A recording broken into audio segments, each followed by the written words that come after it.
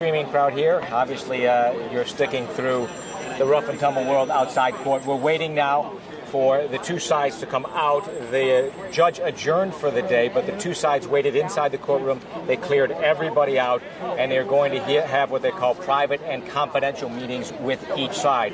The judge going back into the robing room first with Roger Goodell and his 5 lawyers. Last time before the court, that took about 15 or 20 minutes. And when that's done, we assume that Goodell and his crowd will leave. Brady and his crowd, which was his 5 lawyers, including his agent, will go in.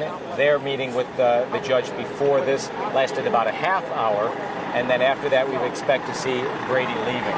The thing I was most struck by inside the courtroom all through the day was Tom Brady and the tough, almost angry look on his face. He was glowering throughout the day, no matter what happened. Other people would laugh at jokes the judge told or some of the lawyers told, cracking up the whole courtroom.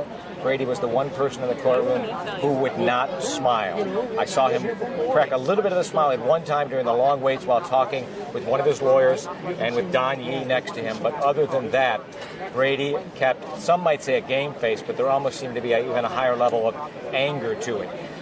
Brady also avoiding a few glances, I thought, from Roger Goodell. As he came in and out of the courtroom, the two groups at times would either pass each other or one would come in and be facing the other as he came into the courtroom. Goodell, in fact, seemed to occasionally exchange some frivolity with some of the Brady group, some of the lawyers he may have seen as this case has come and gone. But when he would look toward Brady, Brady would be looking the other way intentionally or looking down. Brady looked angry as he came and went to the judge's chambers. When he came out, he had his hands in his pockets, and angry looked down. So Brady certainly, at the very least, taking this seriously, taking this personally inside the courtroom. The other thing I was struck by was the level to which this case was discussed by the judge in detail of the decision and how the NFL came to the decision. Many legal analysts said that that's not what would be discussed. It would simply be the collective bargaining agreement, the CBA, and whether the NFL followed appropriate procedures on that. And while that is part of the case for the Brady team, they're also glad to see the judge asking questions like what direct evidence there was there that Brady inflated or knew about the inflation of footballs. He also focused only on the AFC Championship game, not on any previous games. There were times where Brady's NFLPA lawyer Kessler was shaking his head in agreement, and people in his group were smiling because of the tough questioning for the judge on the NFL's lawyer.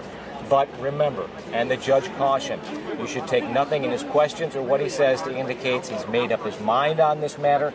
And many times when you hear this kind of argument in the Supreme Court arguments, you hear the justices asking tough questions of the judge, it turns out it may not indicate which way the judge in the end goes.